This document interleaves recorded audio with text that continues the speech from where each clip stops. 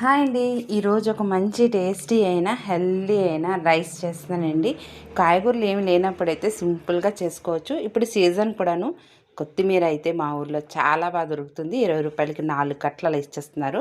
అందుకోసమే ఈరోజు కొత్తిమీర రైస్ చేద్దాం అనుకుంటున్నాను.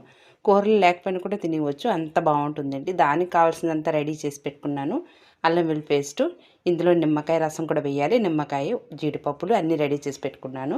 ఇదైతే కుక్కర్లో చేసేస్తున్నానండి. ముందు నూనె వేసాను, అందులోని గరం మసాలా సామాన్లన్నీ ఒక్కొక్కటిగా వేసాను.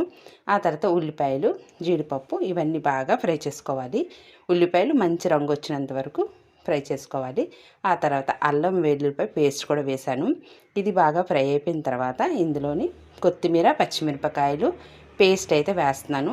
ఈ పేస్ట్ నూనెలో బాగా వేగాలి. నూనె పైకి తేలినంత వరకు బాగా వేయించుకోవాలి.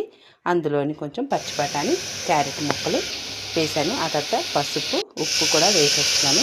ఇందులోని నానబెట్టుకున్నాం కదా, ఒక అరగంట పాటు నానబెట్టుకున్న బియ్యాన్ని వేసేస్తున్నాను. ఇది కూడా కొంచెం ఫ్రై చేసుకోవాలి బాగా.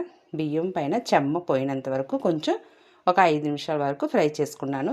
ఆ తర్వాత ఒక గ్లాస్ బియ్యానికి 2 గ్లాసులు నీళ్ళైతే వేసాను. ఆ తర్వాత ఇందులోని నిమ్మకాయ రసం వేస్తున్నాను. బాగా కలిపేసి ఉప్పు సరిపోయింది లేదో చెక్ చేసుకొని ఆ తర్వాత మూత పెట్టి ఒక 2 విజిల్స్ వచ్చినంత వరకు ఉంచాను. చూడండి, అన్నం చాలా బాగా వచ్చింది. మంచి టేస్ట్ ఉంది. స్మెల్ అయితే కొత్తిమీర స్మెల్ చాలా బాగా తెలుస్తుంది. దీంతో నాన్ వెజ్ అయినా బాగుంటుంది, వెజ్ అయినా బాగుంటుంది.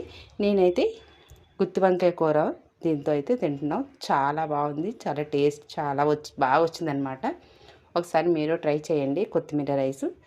వీడియో నచ్చితే లైక్ చేసి సబ్స్క్రైబ్ చేసుకొని నాకు సపోర్ట్ చేస్తారనుకుంటున్నాను. Bye bye.